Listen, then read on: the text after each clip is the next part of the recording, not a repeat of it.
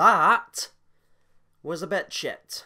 Glorious. No, I won't give in till I'm victorious. Hello everyone, this is CJ Novo 992 and today we are back with another brand new video. Today's video we're here to discuss Aberdeen versus Rangers quarter-final of the Scottish Cup. You already know the drill. But before we get in, another whistle, are you kidding me? Who is it, Clancy? I mean, you're disrupting the flow, I can't do nothing, because every time I try and do son and make it entertaining, you're blowing the whistle. But before...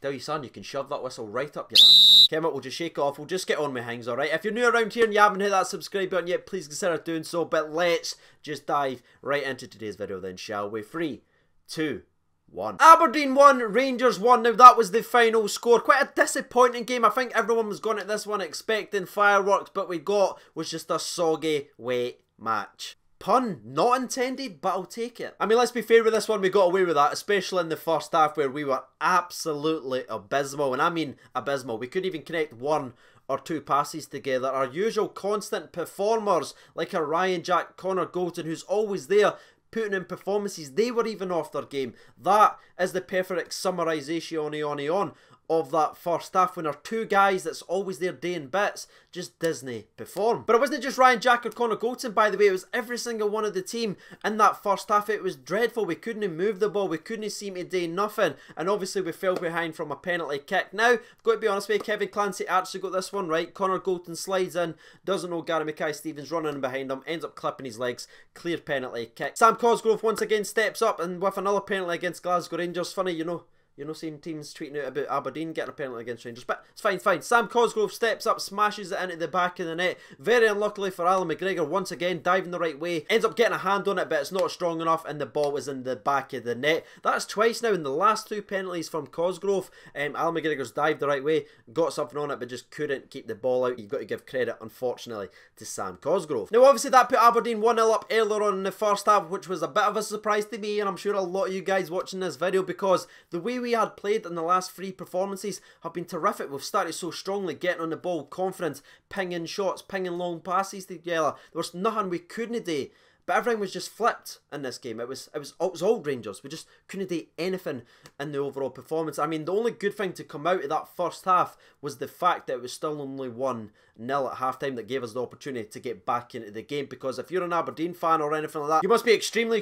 frustrated, because Rangers were at their worst and they were there for the taking, but Aberdeen sat off once they went 1-0 up and didn't really commit as many men forward as they probably should have, and sort of smelt blood and actually killed the game off. But we ended up getting to half-time 1-0 down, like I said, with the opportunity to rebound into the game. Now, before we break down the second half, there was only one chance created from Rangers in the entire first half, and it was a bit of brilliance from Scotty Arfield, actually. The one moment of quality where you saw Arfield really stepped up. He flipped it over a defender. This is literally just before the whistle blew for half-time. Flipped it over the defender. You've got Tavernier sprinting, full pelt up, supporting, getting forward, trying to get his team back into it. Scotty Arfield spots him, slides a delicious pass in. He's inside the box. There's a defender on Morelos. There's a defender on Arfield.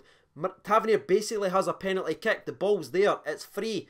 Instead of shooting it, or even taking a touch and having a shot, he tries a first-time sideways pass to Alfredo Morelos, who's getting clearly marked by Dominic Ball. I mean, Ball's even got goal side, yet Tav doesn't shoot. He actually tries the silly pass, and obviously that gets cleared away from Aberdeen, and that summed up the first half as well. The fact that we do actually create a chance, but our captain isn't willing to have a shot and actually try and get us back into the game. It was absolutely infuriating. What did you think of that chance by Tavernier? I just think he's kind of minced himself, I'm honest. But anyway, the second half kicked off and the actual Rangers players turned up to play within 4 minutes to get the equaliser through. Maybe the unlikeliest source. It came from big and freshly haircutted, look at me, putting in performances, Joe Worrall, since I've had a haircut. And he smashes into the back of the net so brilliantly, peels away to the back post, does like a scissor kick motion, smashes it in the net and celebrates like Alan Shearer.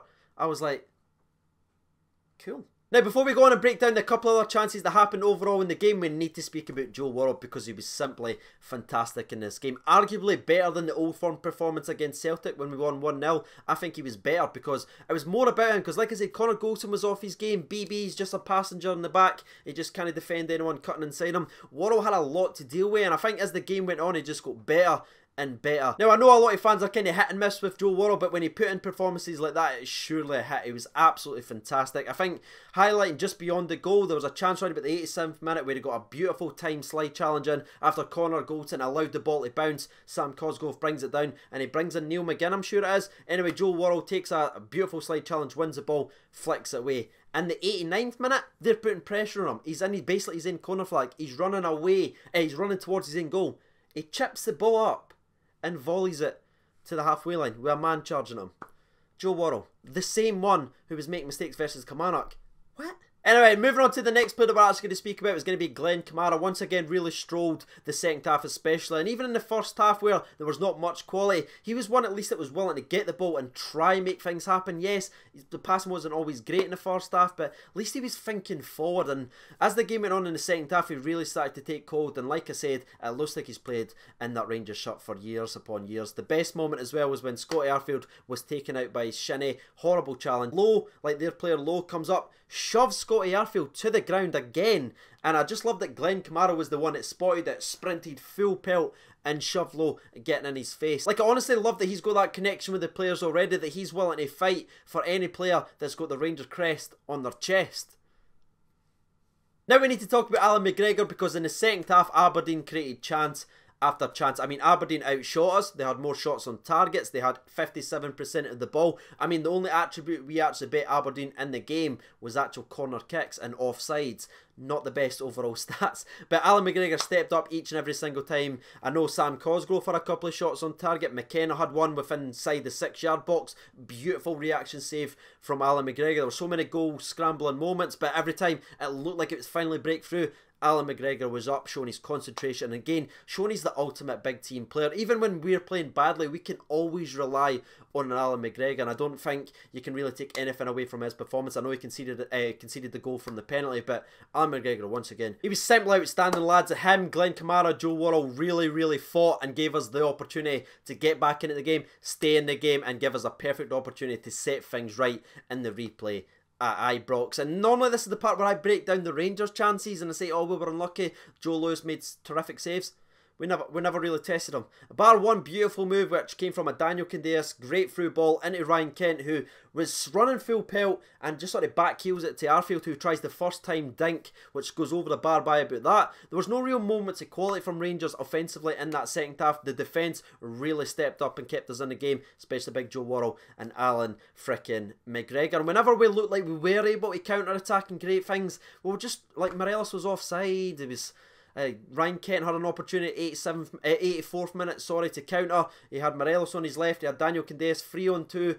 He ended up running directly into Scott McKenna. It was an absolutely infuriating game, but I'm not going to be too overly negative. I'm not going to rant or anything, because we have the opportunity and the chance to set things right at Ibrox when we play them in the replay. And all these players who didn't step up, who didn't perform, who had an off game, has the perfect opportunity to actually redeem themselves. Now, before we wrap up and jump over to Twitter and get the people's opinion, I just want to ask your thoughts on a couple of things. BB, like, am I being too harsh on him, or is he a passenger? Like, you know what I mean? Like, last 2 games, last 3 games, maybe even the last 4 since we played Aberdeen, it just constantly gets beat inside, like, all the time. He doesn't seem to understand that players are going to run him and cut inside. He's sort of like a deer in headlights a little bit. He seems to have lost a hell of a lot of confidence. I really wish that free kick in the last game actually went in, because that maybe have just perked him back up. But yeah, he genuinely seems to have lost all momentum, and he just looks like he's easily beat in the inside each and every single time. Which leads me perfectly to a question I want to ask you guys if you're still watching this video just now. You've got Andy Halliday fully fit, you've got BB fully fit. Who is the starting left back at Rangers Football Club just now? Let me know your thoughts, and I'm genuinely curious about this. Me personally, it would actually be Andy Halliday. I think based on form, I think he's better defensively. Yes, we lose that spark going forward when BB's not in the team, because he can whip a ball in. That's great, but he just seems so short of confidence. Even his crossing isn't really connecting just now. So I think if Andy Halliday is fully fit for this replay, I think he will be starting at the left back spot. But what's your thoughts and opinions? Let me know. Who is our starting left back at the football club? And the last little question I want to ask you guys, Steven Gerrard didn't make any substitutions in the game once again, which I find very strange. I don't know, it just doesn't feel right when we didn't make subs. I know we never lost the game and it didn't cost us or anything like that, but it's a very strange thing, the way that Gerrard sort of plays with his subs. Usually managers always at least make 1 or 2 just to freshen things up in the last 10 minutes. minutes, especially when Aberdeen were on the ascendancy from the 75th minute to the 90th. They were taking over the game. Might have been the best opportunity to put someone in there, but it didn't. We didn't lose the game, but I just thought it was quite interesting to see what your thoughts are on the no substitutions by Stevie G. But anyway, that's me all done and dusted. I have talked enough. We got away with that one. Aberdeen could and should have won the game, but Alan McGregor made save after save, and Joe Worrall was there making slide after slide. So we live to fight another day, and now let's jump over to Twitter and hear from the people directly. So to the people then, it's got 1,325 votes. Genuinely, thank you so much for getting involved. 3% votes for other, 18% votes for Alan McGregor, 22% of the people votes for Glenn Kamara, but 58% of the people votes for Joe freshly haircutted Worrall. Anyway, let's hear from the people directly. Alfredo says, Big Joe Worrall got the equaliser and bailed Goulton out at least 4 times. I mean, that's fair. Ewan McKenzie says 110% has to be Joe Worrall. Was absolutely rock solid today and scored, so that's always a big factor for me. Johnny Griffin says Worrall all day. The guy was an absolute powerhouse at the back, especially second half. Loved his celebration for the goal as well. Bear from the North says Morelos for what he had to put up with from the Aberdeen players and the ref. Yeah, he was kicked from pillar to post and the ref just was not interested at all. Stuart Ward said Worrall, he was great in defence. Ross Watson said Worrall was my man of the match. I'm not sure if this is real life. Peter Ramsey says easily Worrall, best game for Rangers. Best game for Rangers. He saved our season with that performance. Man, that's high praise there. Alfredo Morelos writes in Worrall, it was easy. And the last one we'll actually read out comes from Rampant Ryan Jack. He says, as you know, I'm not Worrall's biggest admirer. However, considering how bad that overall performance was, he was honestly brilliant. Joe Worrall was my man of the match. So there it is, ladies and gentlemen, boys and girls. You've heard from the people, you've heard from mine. If you haven't done so already, get your thoughts and opinions down there in the comment section below and interact with the rest of the nation down there. And as always, if you'd like to join the Patreon's account, which is helping support the channel running, the link for that will be down in the description below. I've been CJ Over92. Thank you so much for watching, and bye.